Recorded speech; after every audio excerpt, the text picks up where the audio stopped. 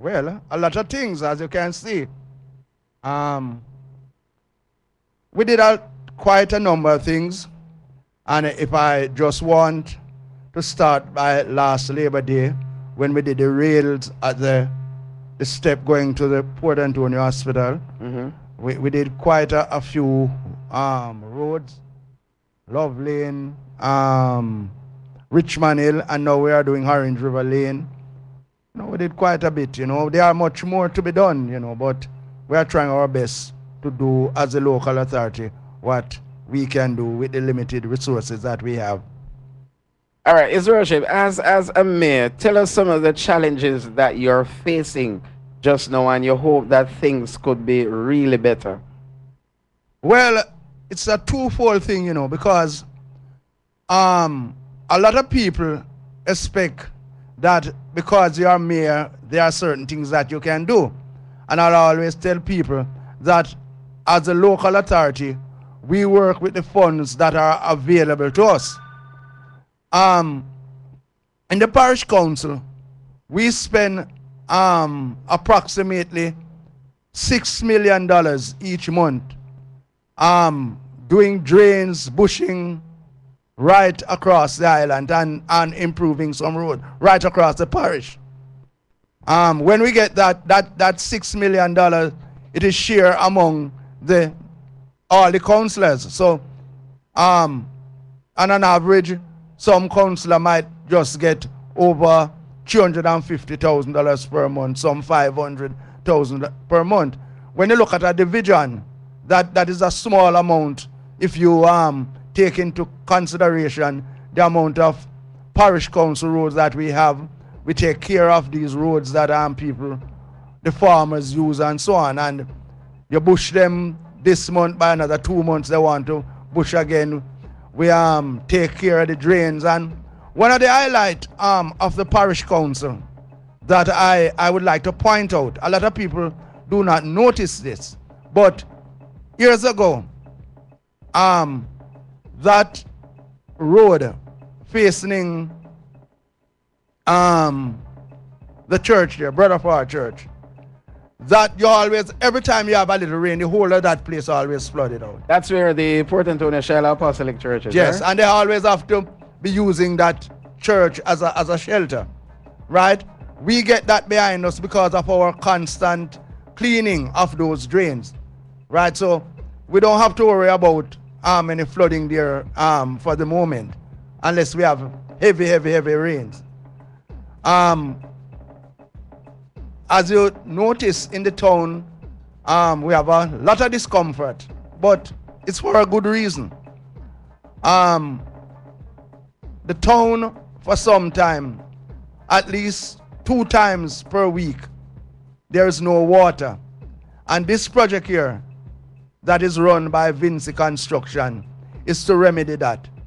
The project will take at least 2 years, the first phase of it, and it's a sewage, drainage, and water pipe laying exercise. So let me ask you though, you're saying 2 years, so it's a good one for me to ask, how long will the entire project take? The first phase is around 2 years, because now that they're putting in the pipes, right, and after that they have to put in areas where they're having pumps and so on to pump the water. They have to improve the water flow coming from Grants level, okay, so that at the end of it, Port Antonio will not have any lock off in the town. We'll have adequate water to supply the town. All right, we want to look at some more things before we wrap up though, but let's look at the Christmas season coming up, yeah. And what is it that the vendors inside of Port Antonio should know? Well, as a lot of people, they are worried about the construction that is going on now, but what is going to happen for the first thing from the 19th of December, that they are going to close down so that people have more access. You won't have those heavy equipment on the road after the 19th. And as usual, we are working in the parish council to see how best we can accommodate these vendors. But I can tell you from now that we will not allow vendors to sell in place that they are not supposed to sell. We are not going to allow vendors to block the sidewalk and then force people to walk in the street. We are not going to do that. But at the same time, we are coming up with a program that we can find adequate space for vendors during the season, because we know we're going to have a lot of people that want to sell. All right, there has been a thing that you folks did some time ago where you got rid of some stalls that were on the road. People is wondering what's the whole reason behind this, and it's just to sensitize people what's wrong about it, what's right about it, how you go about applying, and so forth. No, it's not. It's not about going about applying. You know, there are certain areas which you cannot allow people to sell. You see, people don't understand. When you allow people to sell on certain people, what you're doing is forcing people to walk in the road, which is dangerous. Children, the sidewalk must be cleared, right? And people cannot be allowed to set up illegal building anywhere because they just feel that they should do it. So we are, I notice, and I can tell you, on Lower William Street that we did the clearing out there, the same place that people never even realize that it's a main road. I notice that people are taking their time and starting to sell there again, and I can tell them that we won't allow it. So you're saying that they start to back up that place once more? What again, sometimes, you know, the human part of you might say a two-person go on with a little box and so on. You say, you know, make that go on. Yeah. But when they start to, everybody start come with big cart and park, van there and so on. You know, as long as I'm here, that will not be allowed. You know, right now we are working on a program with the police to deal with that situation. People must use their conscience. What about car park? What about parking in Port Antonio? Because we noticed that it's like every family in Port Antonio knows somebody have a vehicle. That is a headache, you know, how the town was designed, right? There are almost no way for parking unless we create some new spaces. But we just to say that we noticed that there's a supermarket now that create a car park for himself, and we would like, I know you would like to see other people that they have establishment creating car park. Yes. Again, you see, according to the Town and Country Act that we operate from, every building like that, commercial business building, you're supposed to have car park based on the amount of shops that you have. Okay. In Port Antonio, we cannot really follow that rule based on how the town was designed, right? In other towns and so on, when you're going to build a plaza and so, you have to have the adequate parking area. In Port Antonio, that is completely impossible. If you notice, few years ago, this building, former building there, it is built without having one parking lot. There's no area for parking there, right? The building there where Kentucky is, they don't have adequate parking. I cannot tell you of one place in Port Antonio, one business place that have adequate parking. And that's a fault of the whole designing of the town, right? Yes, how the town was designed from way back in. You know, it's nothing that anybody can do about it. All right, December coming up, you always have your treat. Tell us when you plan to do that. Well, that is something that we are planning now. We always have the mayor have to put on a treat, the tree lighting thing and so on. Away from what is happening in my the division that I represent, have treats all over in different communities. But for Port Antonio, we are by December we are going to reopen the Neville Anthony Park, and because we spend around $11 million to refurbish that. You have a nice stage now. You have proper toilet facilities and so on. And it's looking really good. And I plan as my gift to the town to really decorate that park for Christmas. So let me ask you before we go. Tell me what you have done for your division that stands out that people can say, thank God for Benny White. No, I did a lot of things, man. You remember a little settlement that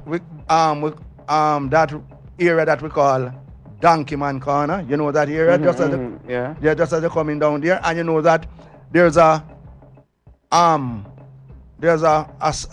what you call, would like to call a housing scheme, if you want to call it that way, on the left hand side going up, right? Okay. If you look down there, right, we Barber Green, a road that people have access to go down there. If you look at Mount Oakley Road, we spend at least $80 million doing that road. That road is there for over the last 15 or so years without being, and away from that, we do river training to around $37 million. Right now in Berrydale, leading to the rafting there, we are spending $27 million to upgrade that road. All right, some people don't know Benny on a whole. What type of person are you? Well, let me say, it kind of take me by surprise, because I think everybody in Jamaica should know me, right? Well, they may not know the personality, they might not know, but as a person, they must. I feel that if you are a Portlander and you never hear the name Benny White, you are not living in Portland. Okay. However, I'm a type of person that is easygoing and I like to help people. Most of what I work go towards helping poor people day and night. I sometimes can get upset with people if after you try your best to help them, or you might wake up this morning and you leave your home with $10,000, and time you reach 12 o'clock, you give away $9,000, and somebody come to you and say, beg you $1,000. I say, no, look from one, I give away $9,000, I only have $1,000 to buy me lunch and something, and they say, give me it. And no, or they don't business with who you give before. That is because people are selfish. What they should be saying, yes, I'm happy that you give, and I hope next time you'll have to give me.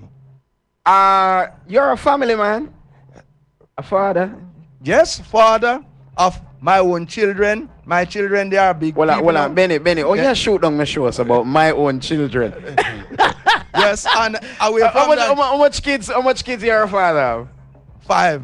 All right. Yeah, but I have other children that I help to grow, and they're coming like my own children. I take care of a lot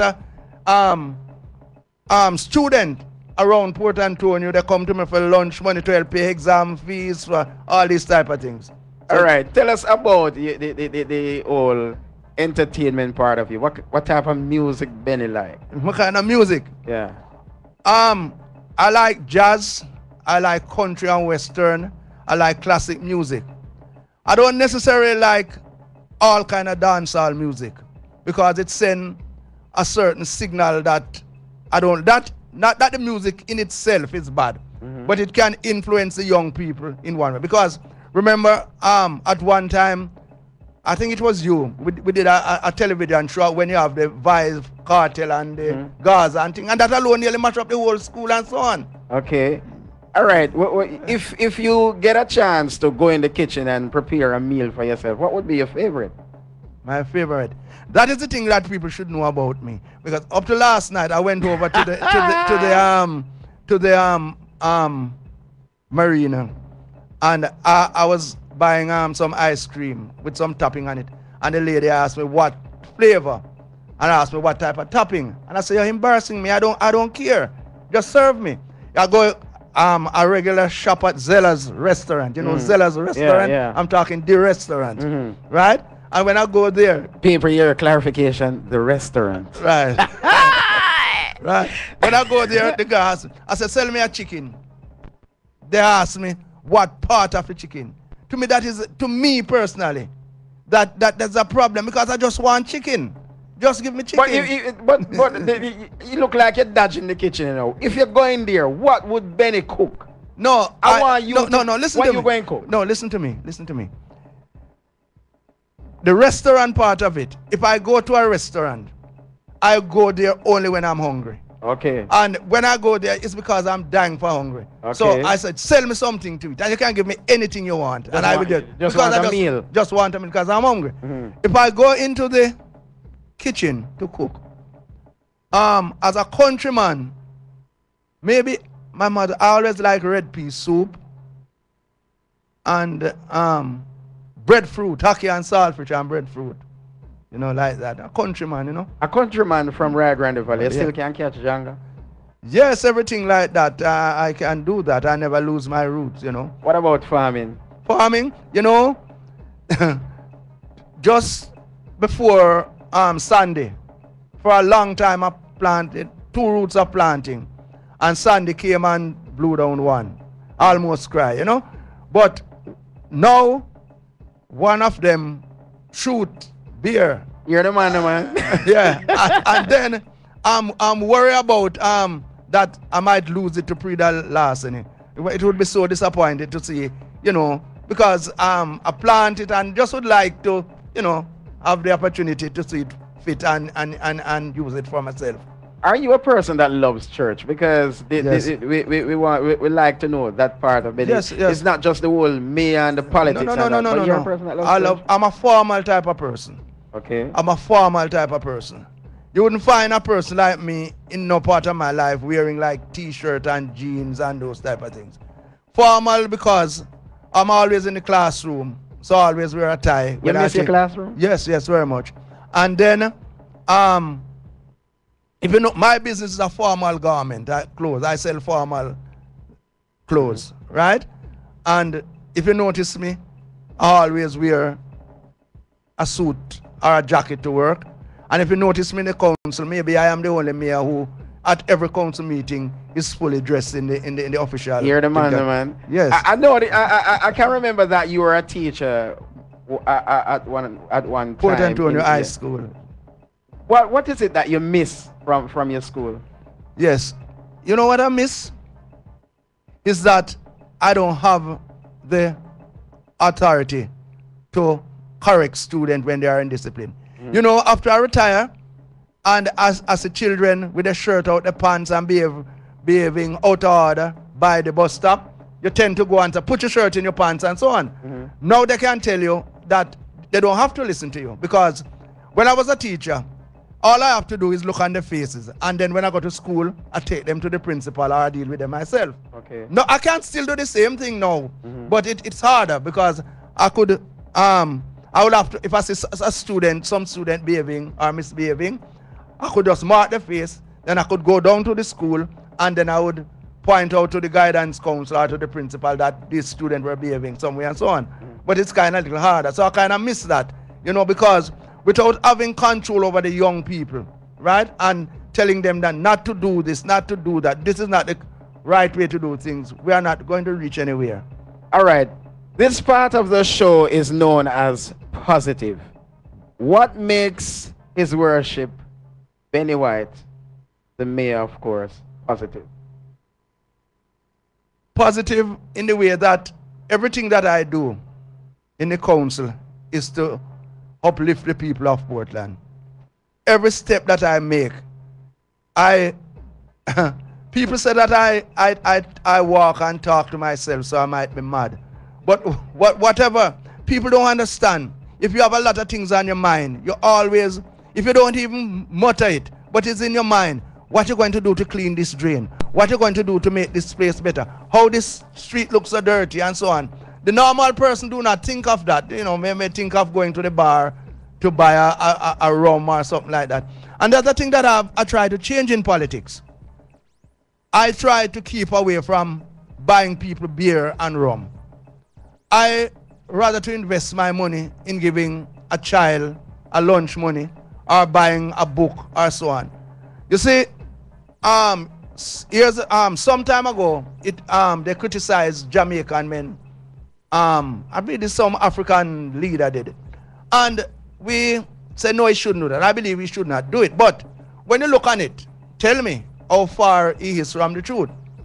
A good number of Jamaican men, right, spend their time in the bar playing domino and at parties, right? Not considering if the child, that money that they used to buy the beer, could pay a lunch money or a bus fare for the child, right? And leave the mother alone to fend. It's not good. And we have to change that. Okay, His Worship, thanks a lot. Anything that you want to leave us with finally to your people out there? I'm asking for the cooperation of everybody in the town of Port Antonio and Portland as we enter the Christmas season. It's going to be hard on us, the traffic and so on. You must also look out for strangers. Strange people always like to come into Port Antonio. And some of these people, they are the people who come in, and in the nights they do things that is wrong. So we must always look out, and whatever we see that is not going, strange people in our community, and so we must report it to the police or a GP or to somebody, a counselor. Okay, thank you, His Worship, and it's nice to have you here inside A Positive as a special guest.